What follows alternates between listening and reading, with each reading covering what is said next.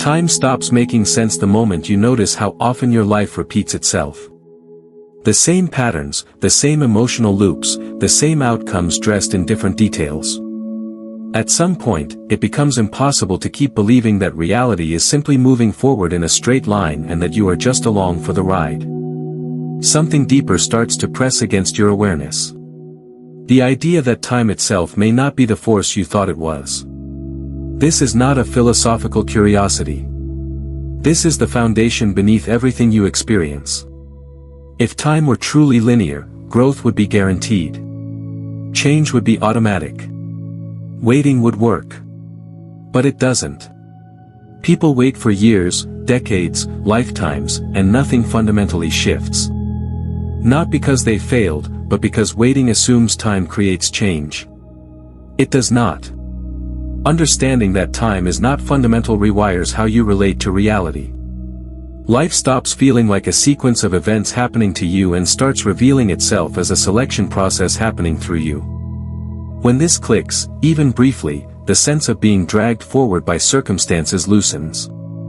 You begin to see that reacting is not the same as choosing, and movement is not the same as progress. Most people encounter this idea indirectly. Through patterns that won't break. Through goals that stay just out of reach. Through moments where effort seems disconnected from outcome. These are not punishments or failures. They are signals. Signals that the operating system being used to navigate reality is outdated. But instead of questioning time itself, most people double down on effort, strategy, and patience. They try harder inside a framework that cannot deliver what it promises. Mastering the mechanics beneath time changes the entire relationship with life. Decisions become cleaner. Emotional reactions soften. The sense of urgency dissolves. Not because you stop caring, but because you stop mistaking motion for power. When you understand timelines, you stop asking when things will happen and start recognizing which version of reality you are currently aligned with. This is why these ideas are often dismissed. Not because they are complex, but because they threaten the identity built around struggle, delay, and endurance. If time is not the source of change, then responsibility quietly shifts inward. Not as blame, but as authority. And authority can feel uncomfortable when you've been taught to wait. This is not here to convince you. It is here to orient you. To point out that life already behaves as if time is secondary, and that the moments where things suddenly change are not accidents. They are glimpses of a deeper structure at work. What follows is not motivation or belief. It is explanation. And once the structure is seen, it cannot be unseen. If this perspective is already resonating, take a moment to hit the like button. That simple action signals alignment and helps this understanding reach others who are ready to question time instead of obeying it. Parallel timelines are not theoretical branches waiting to be created by future choices. They are not probabilities sitting in a queue, hoping for permission to exist. They are already complete. Already structured. Already happening. What you call change is not reality forming itself over time, but perception reorienting itself toward a different version of what already is. This is where the usual understanding breaks down. Most models assume a single world moving forward, splitting only when decisions are made. But reality does not behave like a road that forks. It behaves like a field of finished arrangements, all present at once. Every outcome you can imagine exists as a coherent configuration, not as an idea, not as a possibility, but as a fully organized state. Nothing is built step by step. Nothing waits to be assembled. There is no universal clock instructing reality when to deliver an experience. What exists instead is a vast simultaneity, layered and overlapping, with perception selecting which layer is being rendered as experience. This is why dramatic changes sometimes occur without gradual buildup. It is also why years of effort can result in no movement at all. Movement was never the mechanism. When something changes in your life, what actually happens is that your point of perception disengages from one structure and stabilizes in another. The previous version does not disappear. It continues, fully intact, just no longer experienced. This is not metaphorical. It is structural. Experience is exclusive, but reality is not. This also explains why the future cannot be controlled through planning alone. Planning assumes that the present builds the future piece by piece. But if timelines are already complete, then planning only matters insofar as it alters how you perceive yourself and what you assume to be real. Without that shift, the same structure keeps repeating under new circumstances. Parallel timelines are not accessed by moving forward. They are accessed by tuning. The world you experience at any moment is the one that matches the internal coherence of perception. This coherence acts like a lock. As long as it remains stable, the same version of reality continues to appear, regardless of effort or intention. This is also why imagination feels unreal. You are taught to believe that what you see internally is separate from what exists externally. But imagination is not fabrication. It is contact. It is perception brushing against other structures without stabilizing there. Without coherence, the contact remains fleeting. With coherence, it becomes experience. Understanding this removes the myth of becoming. You are not becoming a future version of yourself over time. You are aligning with versions that already exist. Growth is not accumulation. It is selection. And selection does not require time. It requires congruence. Once this is seen, the pressure to hurry dissolves. There is nothing to chase and nothing to wait for. There is only the recognition that reality is already complete, and that experience is simply revealing which structure you are currently aligned with. Change, then, is not an act of creation. It is an act of recognition. You experience only one reality at a time because perception requires stability. Not because other versions are unavailable, but because consciousness cannot render multiple, conflicting structures simultaneously. Experience demands coherence. Without it, nothing feels solid, continuous, or real. Coherence is the agreement between what you assume, what you expect, how you feel, and who you believe yourself to be. When these elements align, perception stabilizes. A specific timeline locks in. The world appears consistent.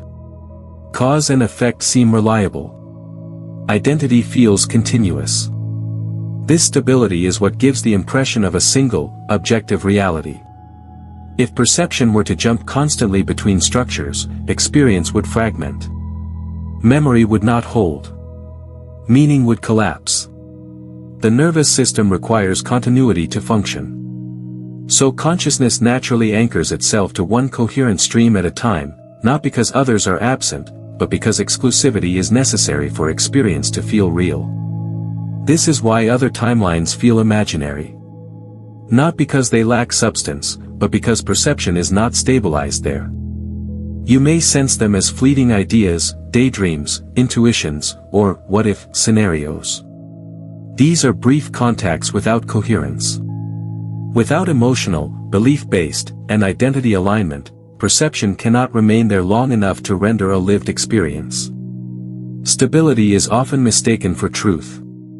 Whatever remains consistent is assumed to be the only thing that exists. But consistency does not equal exclusivity.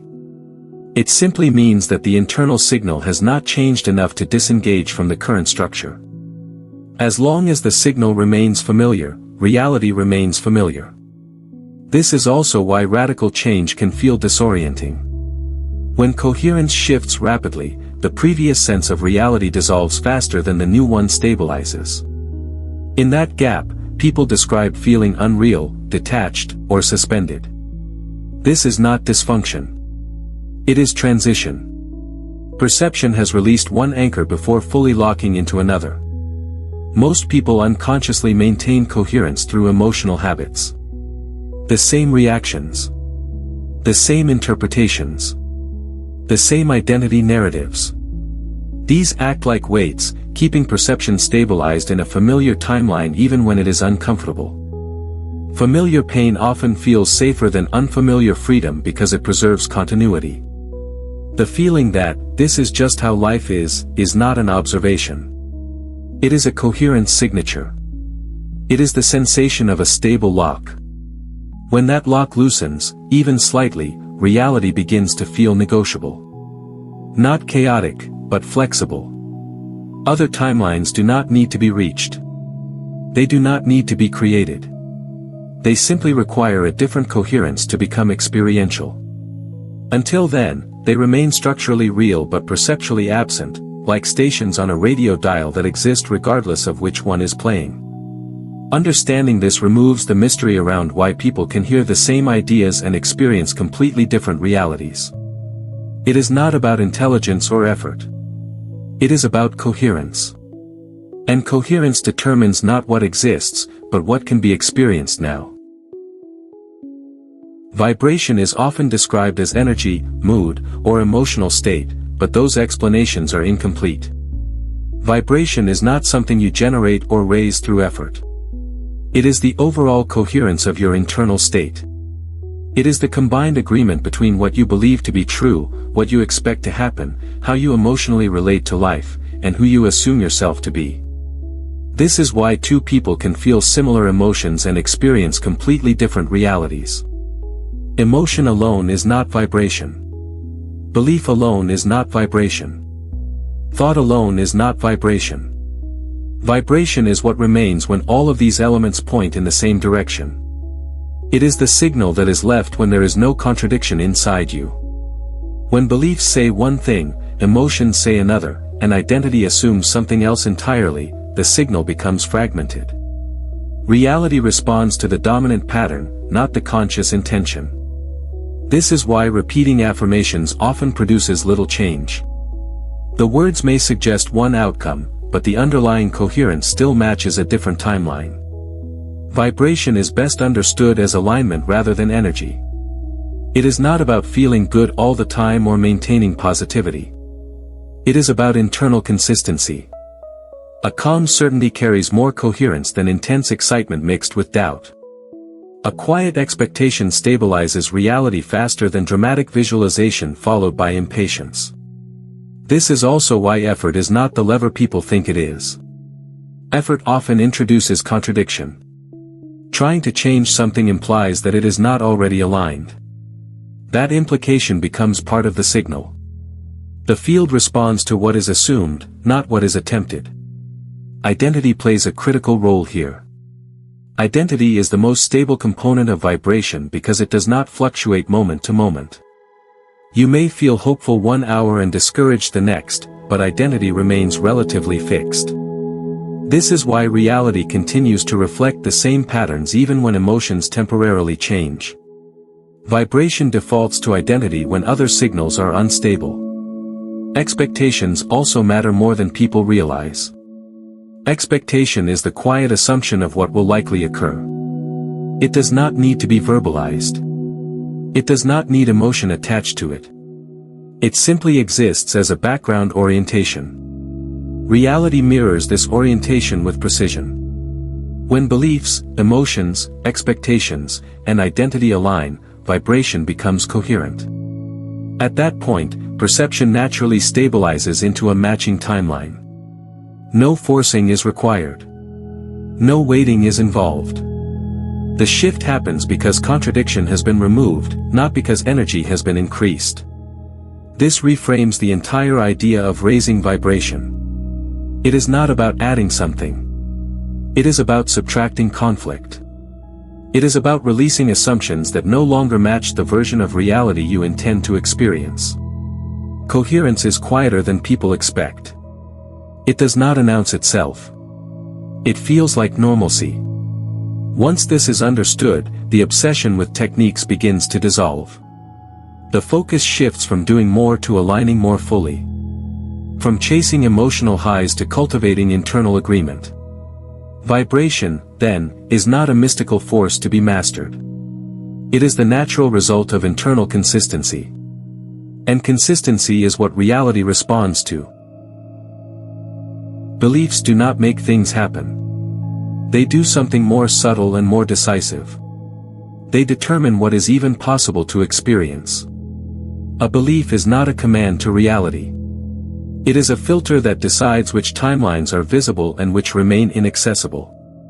Most people treat beliefs as thoughts they repeat or statements they say out loud. But belief is not repetition. Belief is assumption. It is what you quietly take for granted about how life works, about what is normal for you, about what tends to happen next. These assumptions operate beneath conscious thought, and because they are unexamined, they feel like facts. Reality does not argue with beliefs. It complies with them.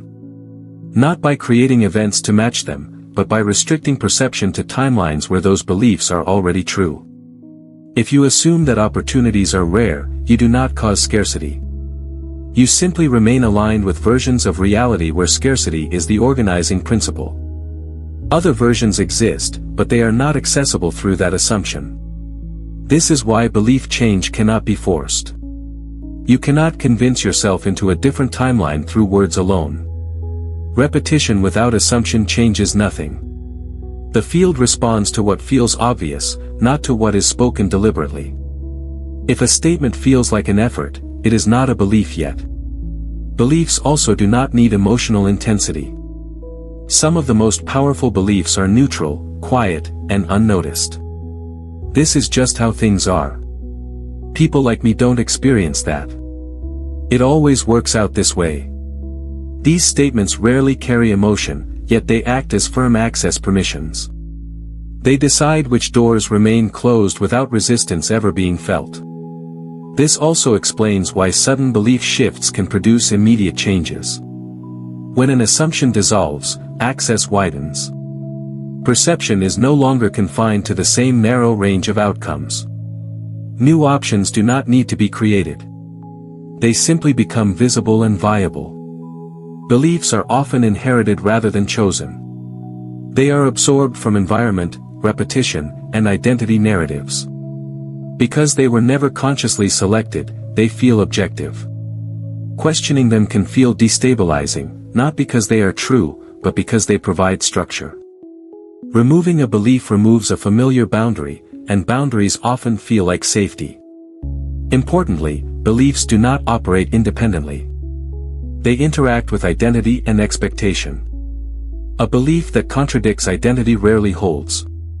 This is why surface-level belief work often fails. The deeper assumption about who you are quietly overrides it.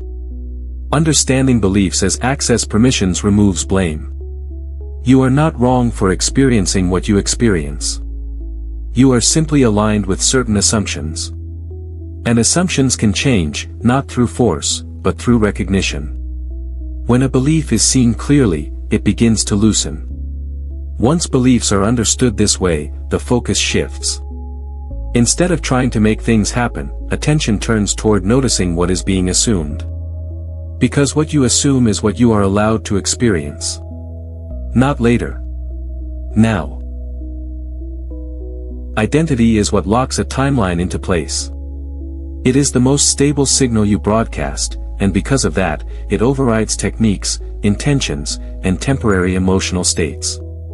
You can think differently for a moment, feel inspired for a day, or visualize intensely for a week, but if your identity remains unchanged, perception will always settle back into the same version of reality. Identity is not what you say you are. It is what you expect from life without thinking. It is what feels normal, what feels plausible, what feels like someone like me would experience. These assumptions are rarely spoken, yet they carry more authority than any deliberate practice. Reality responds to them because they represent coherence over time. This is why techniques often appear to work briefly and then fail. A visualization session may momentarily shift emotion or focus, but identity pulls perception back like gravity. The internal question of, who am I in this situation, quietly reasserts itself, and the field reorganizes accordingly. Not as punishment, but as consistency. Identity stabilizes a timeline because it provides continuity. It tells reality which version of you is being rendered. As long as that version remains the same, the surrounding circumstances rearrange to match it. This is why change that does not involve identity feels unstable or temporary. It lacks an anchor. Self-concept shifts are different from behavior changes. You can act confidently while still identifying as someone who struggles. You can take risks while still assuming failure is likely. In these cases, action contradicts identity, and identity eventually wins. Reality does not follow what you do. It follows who you are being.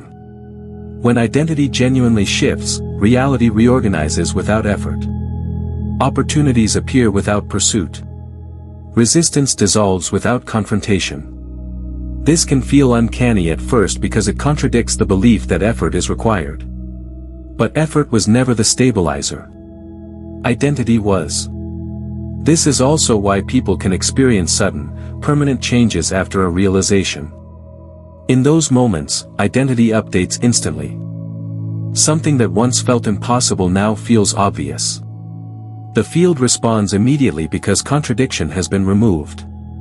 The timeline changes not because time passed, but because coherence did. Identity does not need to be dramatic. The most powerful shifts are subtle. A quiet assumption that things work out. A calm expectation of support. A natural sense of capability. These are not affirmations. They are defaults. And defaults determine reality.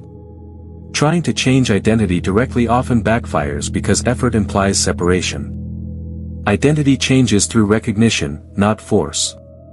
When you see yourself differently, even slightly, the signal updates. The field adjusts. This is the point where most people either simplify or complicate the process. Some chase endless techniques. Others give up entirely. Both miss the same thing. Identity is not something you build. It is something you notice and allow to evolve. If this understanding is clarifying how reality actually stabilizes, make sure to subscribe so you stay connected to this frequency of explanation. What follows builds directly on this foundation, and coherence deepens when understanding continues uninterrupted. Emotion is the most immediate and powerful signal you send to reality. It is not a reaction to circumstances, but a directive to the field, informing it of your alignment. When you feel something deeply, you are not just responding to external events, you are telling reality which timeline you are tuned into. Emotion is the language of coherence. It is the most direct way the field knows which version of you to deliver. Thoughts may direct your attention, and intention may inform your actions, but neither carries the same weight as emotion. Thoughts are often fleeting, and intentions can be contradicted by underlying assumptions. But emotions are felt in the body, they anchor you to a particular frequency, and that frequency determines which version of reality you align with. The intensity of emotion collapses the quantum field and makes the selection process immediate and undeniable. When you are feeling intense emotions, you are signaling to the universe not just what you want, but who you believe yourself to be. If you are experiencing fear, you are aligning with the timeline where fear is reinforced, where circumstances seem to validate that feeling. If you are feeling joy, you are aligning with a timeline where joy is the organizing principle, and opportunities naturally appear in alignment with that state. Emotions are faster and more decisive than thought or intention because they bypass the thinking mind. The mind is often caught up in analysis, hesitation, or doubt, but emotion cuts through all of that. It anchors you in a frequency that immediately shapes your reality. The stronger the emotion, the more immediate the shift in your experience. This is why emotional responses can so quickly reshape the present moment. They lock in the timeline with clarity, overriding other signals and assumptions. What most people do not realize is that emotions are not just reactions, they are instructions. They are not simply reflecting the state of the world around you, but they are actively creating the world that you experience. When you experience a powerful emotion, you collapse the infinite potential of timelines into one particular version. That version is the one that resonates with your emotional state, because that is the frequency you are emitting. This is why managing emotions is key to navigating timelines consciously. The more you understand how emotions work, the more you can choose which emotional states to cultivate. You are not at the mercy of your feelings, but you are always aligned with them. It's not about suppressing or forcing positivity, but about recognizing when your emotions are guiding you toward a particular reality, and consciously choosing to shift into a more empowering state. Emotions are not something to be avoided or feared. They are your most powerful tool for shifting timelines. The trick is not to control them, but to understand them and use them as a compass. By recognizing emotion as the signal it is, you can begin to intentionally align with the versions of reality that resonate with who you are choosing to become. If this understanding resonates, make sure to hit the like button. It's a quick way to reinforce your alignment with this new perspective and share it with others who may be ready to use their emotions as a powerful tool for conscious creation. Wanting feels like movement, but it is not. It feels active, focused, and intentional, yet it signals the opposite of what most people believe. Wanting does not point toward possession. It points toward absence. And absence is not neutral. It is a frequency that stabilizes a timeline where the desired thing remains out of reach. Desire itself is not the problem. Desire simply reveals contrast. The issue begins when desire turns into urgency, attachment, or fixation. In those moments, the internal signal shifts from alignment to lack. The field does not respond to what you hope to have. It responds to what you are currently being. And when wanting dominates, what you are being is someone who does not yet have. Urgency is especially deceptive. It creates the feeling that something must happen soon or else. That pressure collapses perception into a narrow range of outcomes, all of which reinforce the idea that fulfillment is conditional. Urgency communicates mistrust. It says that reality must be pushed, hurried, or forced to cooperate.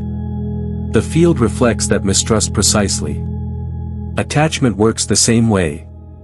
When an outcome feels necessary for wholeness or safety, the signal becomes unstable.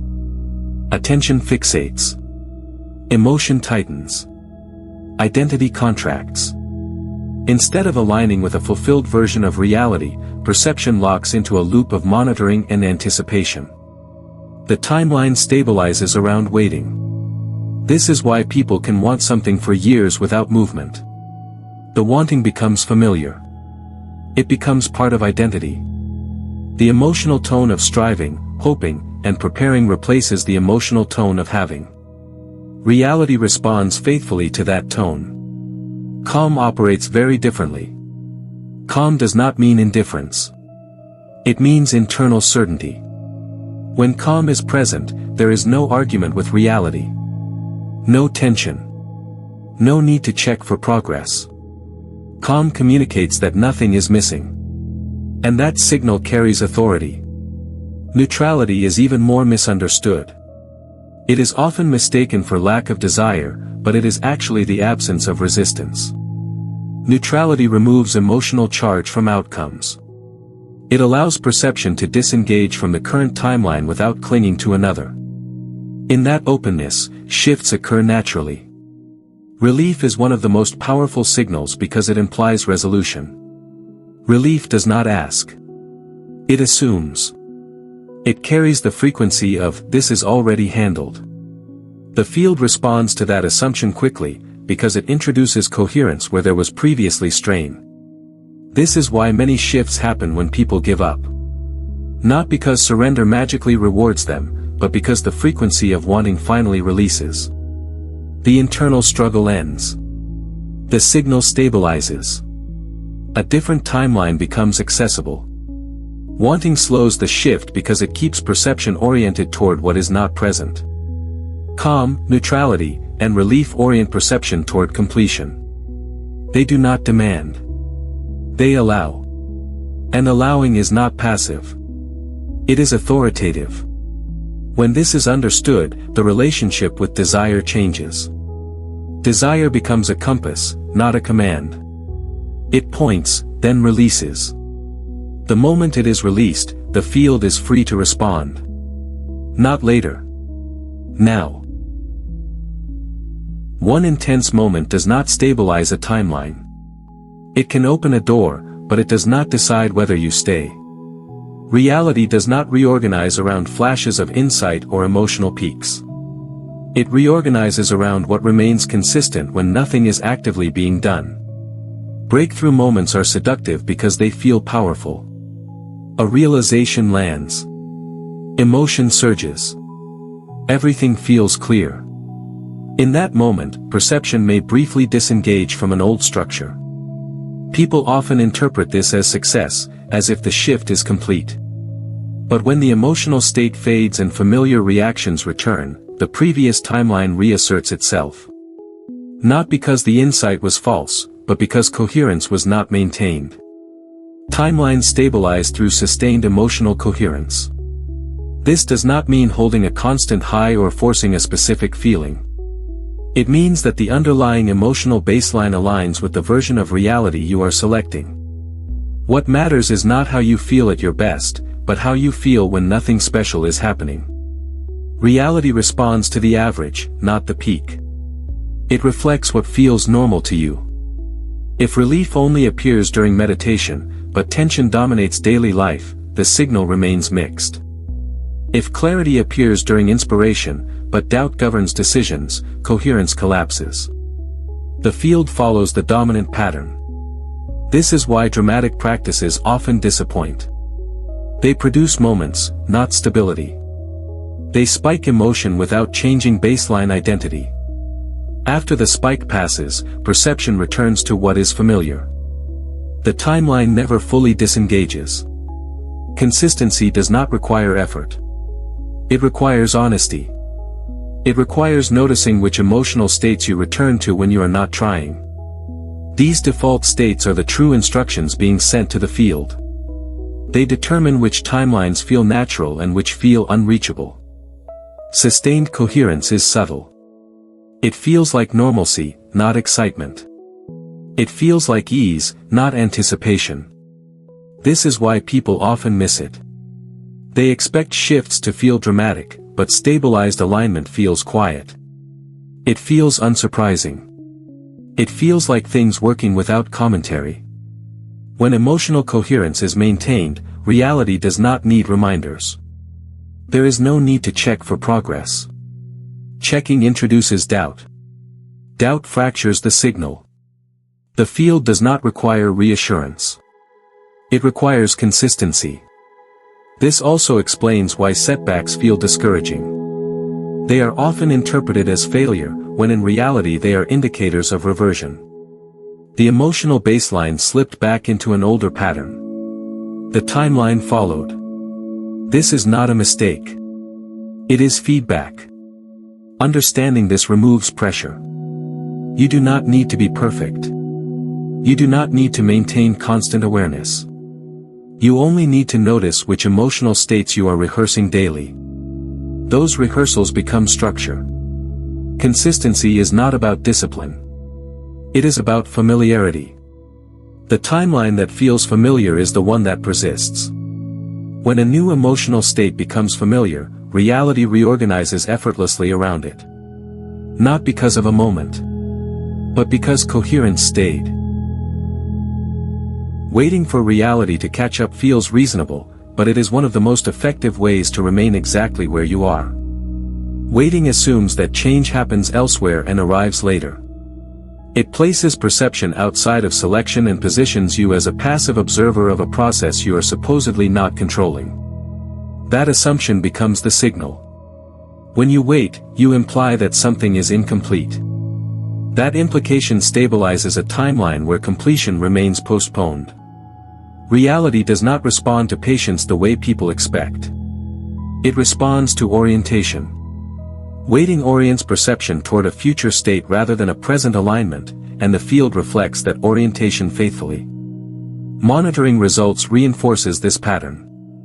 Each time you check to see if something has changed, you confirm that it has not yet happened. That confirmation matters. It is not neutral observation. It is reinforcement. You are signaling to the field that the current timeline is still active and relevant. The act of checking keeps perception anchored to the version of reality you are trying to leave. This is why progress often stalls after initial alignment. At first, attention relaxes. Expectation softens. Emotion settles. But then the habit of monitoring returns. The question arises quietly. Is it working? Has anything shifted? That question collapses perception back into evaluation mode. The timeline stabilizes again. Waiting also introduces time pressure in disguise. Even when framed as patience, there is often an underlying hope that something will arrive soon. That hope carries subtle urgency. Urgency implies lack. Lack implies absence. The signal fractures. Reality does not move faster when observed more closely. It moves when observation is no longer needed. When perception is fully aligned, there is nothing to check. Checking disappears naturally because certainty replaces anticipation. This is why many shifts happen when attention moves elsewhere. Not because distraction causes manifestation, but because monitoring stops. The internal signal relaxes. The field receives a clearer instruction. The timeline disengages quietly. Waiting for reality to catch up assumes that reality is behind. In truth, perception is behind. The version of reality you experience is always current with your internal coherence. There is no lag. There is only alignment or misalignment. When checking stops, it is not an act of discipline. It is a byproduct of trust. Trust is not belief in an outcome. It is comfort with the present signal. It is the absence of internal argument. When that comfort is present, perception stabilizes differently. Understanding this removes the struggle around timing. There is no timeline to wait on. There is only a state to occupy. Once that state is consistent, experience follows immediately, even if circumstances take time to reorganize visibly. Waiting delays shifts because it keeps perception pointed at what is missing. Allowing dissolves waiting because it removes the question entirely. When there is no question, there is no delay. The field does not need to catch up. It is already responding. Trying to control reality feels responsible. It looks disciplined. It feels like taking charge. But control is not alignment, and effort is not authority. Control is a signal of mistrust, and mistrust is always reflected back as resistance. When you attempt to force outcomes, you are quietly stating that reality will not respond unless it is pushed. That assumption becomes part of the signal. The field does not resist because it is stubborn. It resists because the instruction being sent is incoherent. Control introduces tension, and tension fragments alignment. Effort itself is not the problem. The problem is effort used to override rather than cooperate. Inspired action flows from clarity. Forced action comes from fear. Both can look similar on the surface, but they carry opposite signals internally. Reality responds to the signal, not the behavior. Discipline is often praised as virtue, but when discipline is rooted in anxiety, it reinforces the very state it is trying to escape. Pushing harder implies that something is wrong now. Fixing implies lack. Manipulation implies separation between you and the field. These implications are not ignored. They are mirrored. Alignment works differently. Alignment does not attempt to move the field. It allows the field to move around you. When you are aligned, action feels obvious rather than effortful.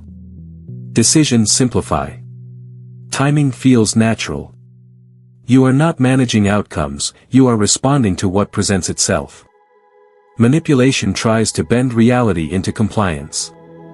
Alignment removes the need to bend anything. Manipulation watches constantly. Alignment trusts quietly. Manipulation asks, how do I make this happen? Alignment asks, what is already matching me?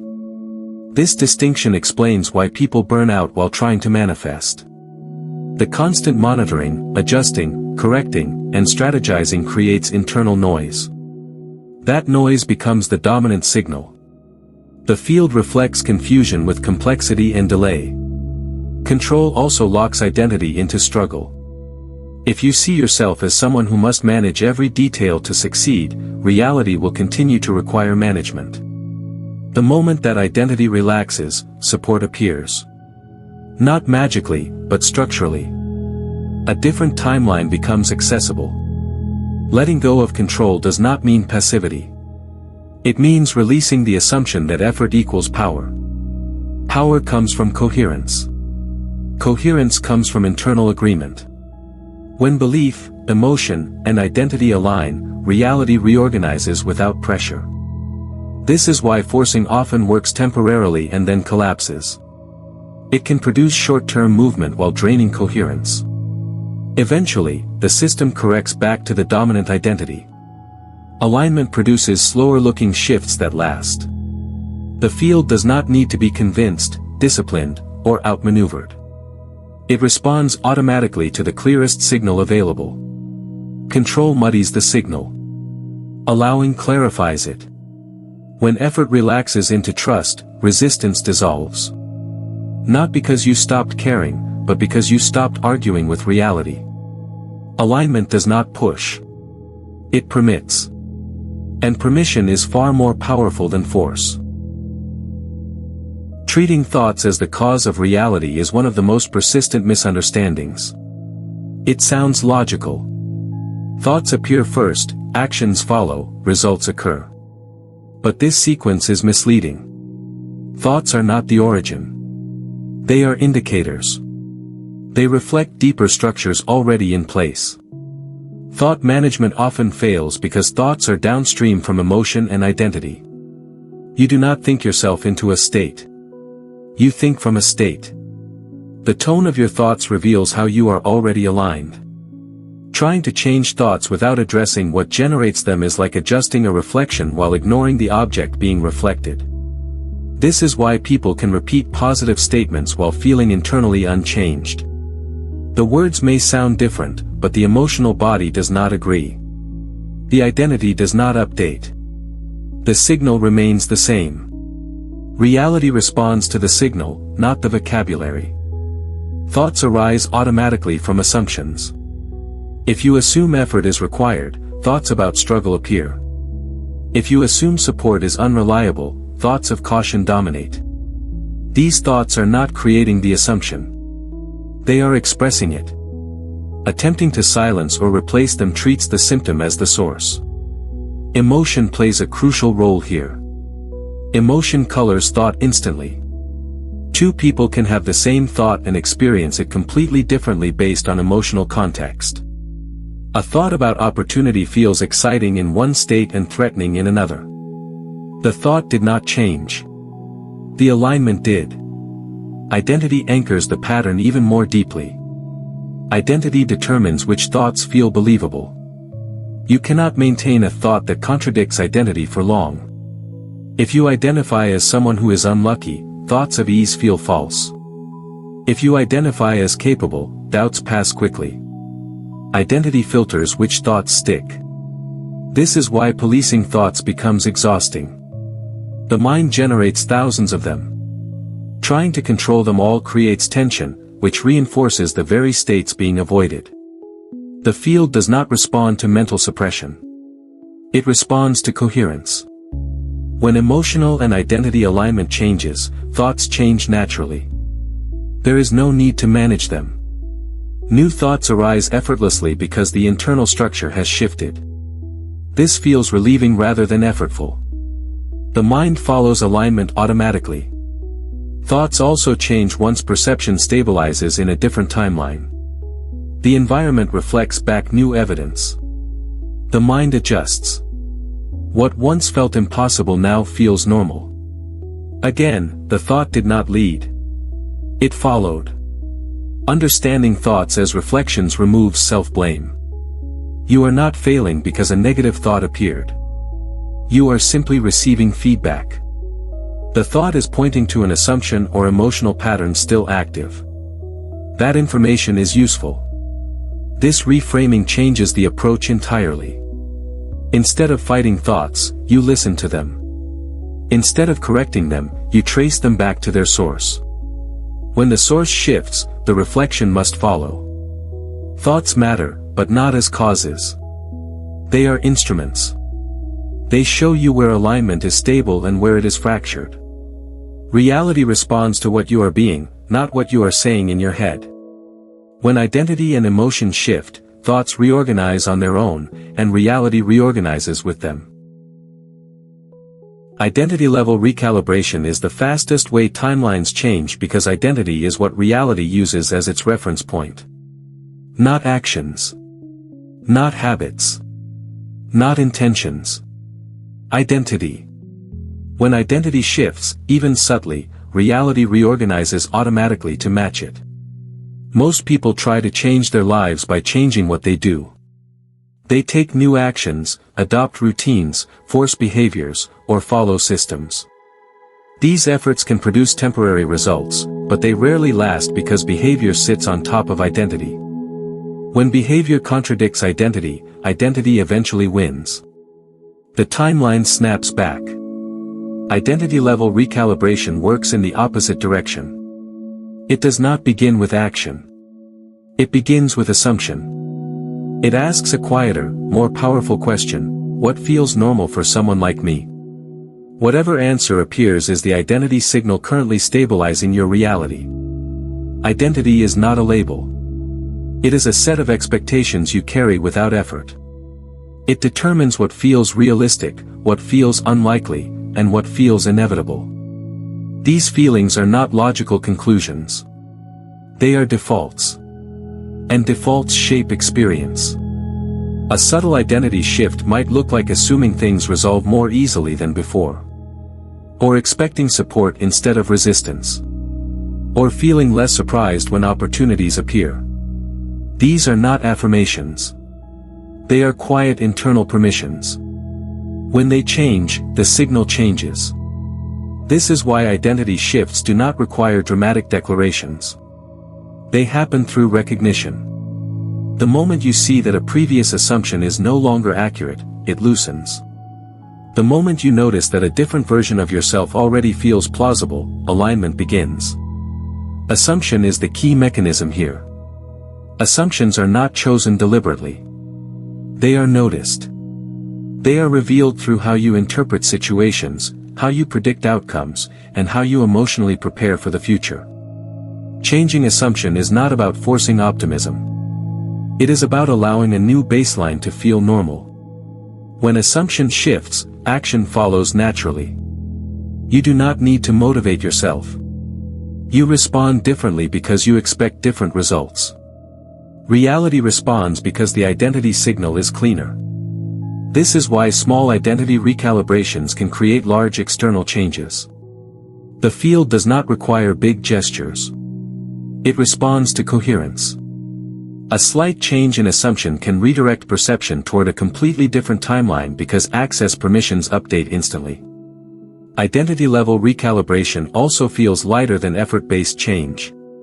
There is no struggle involved. No discipline required. It often feels like relief. Like setting something down that was being carried unnecessarily. That relief itself is a sign that alignment has improved. Importantly, identity is not changed by pretending. It is changed by noticing where you already feel different. Growth happens when you recognize that certain limitations no longer feel true.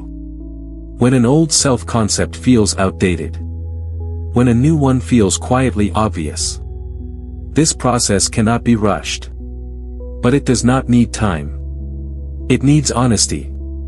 The more honestly you observe what you assume about yourself, the more naturally those assumptions evolve. Timelines do not shift because you try harder. They shift because you become someone for whom a different reality is normal. And normal is what reality mirrors without delay. Emotional self-governance is real-time navigation. It is the ability to remain aware of what you are feeling without being governed by it. Not by suppressing emotion, not by denying it, but by understanding that emotion is information, not identity. Most people are taught to either indulge emotions or fight them. Both approaches hand over authority. Indulgence lets emotion drive perception blindly. Suppression creates internal resistance that amplifies the signal. Neither allows choice. Self-governance begins when emotion is allowed to be present without being obeyed. Emotion arises automatically in response to perception. That part is not a failure. What matters is what happens next. Do you merge with the emotion and let it define the moment, or do you recognize it as feedback and decide how to orient yourself? That decision point is where navigation occurs. Allowing emotion does not mean acting from it. It means letting it be felt without resistance. Resistance gives emotion momentum. Allowing lets it move through without becoming a command. When emotion is allowed, it completes its cycle. When it is resisted or indulged, it loops. Choosing emotion is different from forcing positivity. Choice happens after allowance. Once an emotion is acknowledged, you are no longer inside it. From that position, you can choose a different state without conflict. This is not denial.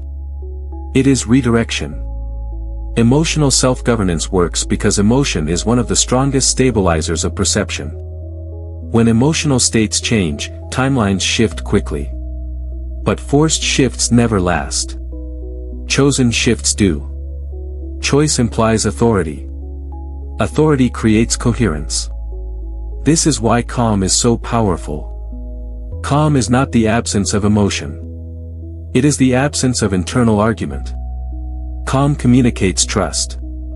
Trust tells the field that no correction is needed. That signal reorganizes reality efficiently. Self-governance also means noticing emotional habits. Not dramatic reactions, but subtle ones. Mild irritation. Quiet disappointment. Background tension. These low-level states often dominate timelines because they are familiar. Governing emotion means becoming aware of these defaults and gently choosing differently over time. This is not about controlling every feeling. That would create strain. It is about not being pulled unconsciously.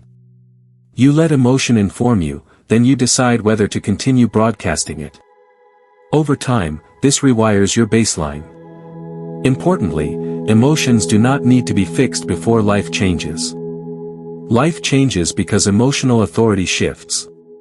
When you stop being dragged by emotion, emotion stops dragging reality with it. Emotional self-governance is subtle. It looks like pausing instead of reacting. It feels like space instead of urgency. It does not require effort. It requires presence. When you allow what is felt and choose what you stay aligned with, you stop being moved by circumstance and start moving between timelines intentionally. Not by force. By clarity. Contrast is not the problem. Resistance is. Contrast simply reveals where alignment is absent or unstable.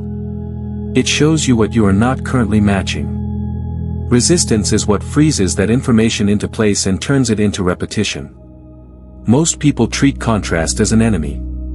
Something to avoid, fix, or overcome. That reaction is understandable, but it is precisely what locks timelines in place. When you resist an experience, you argue with what is. That argument becomes part of your signal. Reality reflects the argument by keeping the same conditions active. Resistance amplifies contrast because it adds emotional charge. Frustration, anger, disappointment, or urgency wrap the experience in significance. Significance tells the field that this state matters. The more it matters, the more stable it becomes. Neutral observation works differently. It does not deny contrast. It does not pretend it is pleasant. It simply removes the argument. When contrast is observed without resistance, it loses authority. It becomes information rather than identity. And information can be used. Contrast exists to refine alignment. It highlights preferences. It clarifies direction. It sharpens coherence. Without contrast, selection would be vague. But contrast only performs this function when it is not fought. When it is resisted, it stops informing and starts repeating.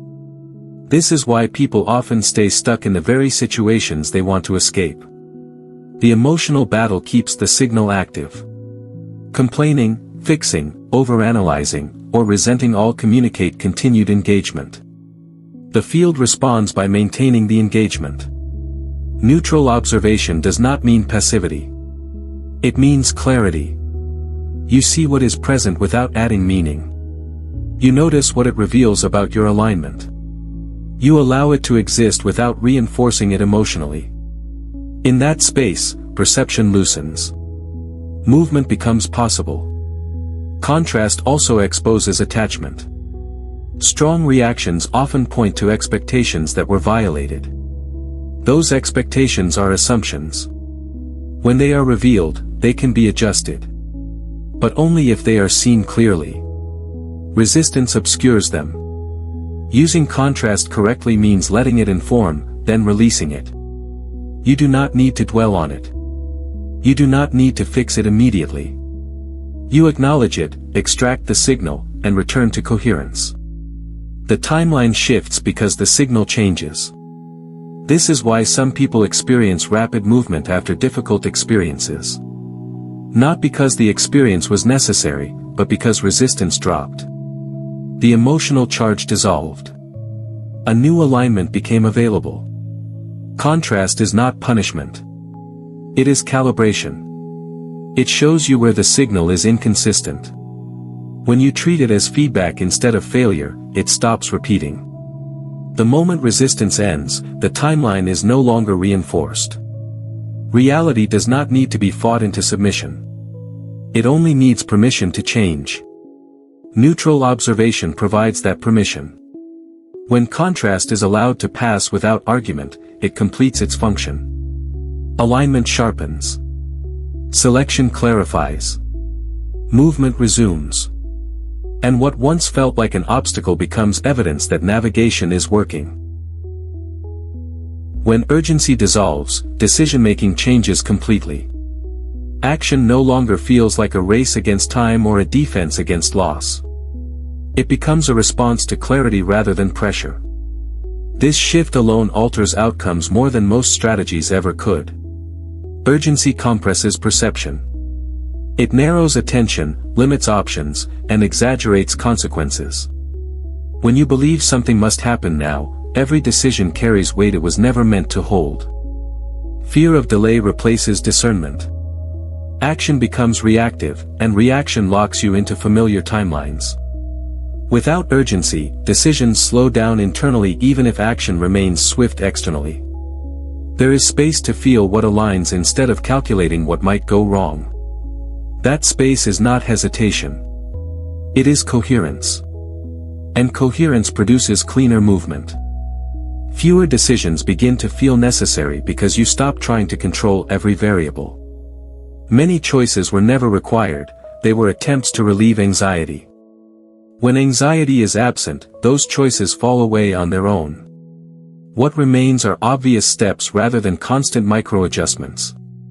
Calmer decisions also carry less emotional residue. There is no second-guessing, no mental replay, no need for validation. Once a choice is made, it settles. That settlement matters. It stabilizes the timeline. Reality responds to decisiveness that comes from clarity, not from fear. This is why people often notice that things just work out after pressure lifts. It is not luck. It is alignment. When urgency is gone, perception stops fragmenting. Signals become consistent. The field can respond without interference. Time pressure creates the illusion that more decisions equal more control. In truth, excessive decision-making usually signals mistrust. Mistrust tells the field that support is unreliable. Reality mirrors that by requiring more management. When urgency dissolves, trust replaces control. You act when action is natural and pause when it is not. Neither state feels dangerous. Both feel appropriate. This flexibility allows reality to reorganize without resistance. Decisions made from calm often feel anticlimactic. They lack drama. There is no emotional spike to confirm importance. This can feel unfamiliar at first. But this neutrality is precisely what gives them power. They do not introduce contradiction. Cleaner outcomes emerge because fewer emotional variables are involved. You are not trying to outrun consequences or force resolution. You are selecting what fits now. That selection aligns you with timelines where effort is minimal and results are stable. Living without time pressure does not mean abandoning ambition. It means releasing the belief that urgency creates momentum. Momentum comes from coherence. Coherence comes from calm certainty. When decisions are made without pressure, they stop shaping identity through struggle. Identity stabilizes through ease. Reality reflects that ease back as simplicity. This is how life begins to feel less like a series of problems to solve and more like a sequence of obvious movements. Not because challenges disappear, but because urgency no longer amplifies them. And without amplification, reality responds cleanly. After these ideas are internalized, life begins to feel quieter. Not empty, not dull, but less noisy. The constant mental commentary softens. The emotional spikes flatten. Reactivity loses its grip. This is not because circumstances have become perfect, but because internal consistency has replaced internal conflict. When coherence stabilizes, there is less friction between what you feel, what you expect, and who you assume yourself to be. That friction was the noise. It created urgency, overthinking, and emotional whiplash. Once it dissolves, experience feels smoother even when challenges arise. Life also becomes more responsive. Events seem to meet you halfway. Timing feels less adversarial. Solutions appear without searching. This responsiveness is not a reward. It is a natural consequence of a clear signal. When contradiction fades, reality no longer needs to compensate. Reduced reactivity does not mean emotional numbness. It means emotion no longer hijacks perception. Feelings arise, inform, and pass. They do not spiral into stories. They do not demand immediate correction. Without reactivity, situations resolve faster because they are not amplified internally. Flow replaces effort because effort was compensating for misalignment. When identity, belief, and emotion align, action feels proportionate. You do what is needed and stop. There is no compulsion to overdo or underdo. That balance preserves energy and sharpens intuition. This is why external effort decreases even as results improve. You are no longer fighting against yourself. Internal agreement frees attention. Attention becomes available for response rather than defense. The field mirrors this availability with cooperation. Stability also changes how uncertainty is experienced. Unknowns no longer feel threatening. They feel neutral, sometimes even inviting. This neutrality allows perception to stay flexible. Flexibility keeps timelines fluid. Fluid timelines adapt faster. People often mistake this state for detachment, but it is the opposite. Engagement becomes cleaner.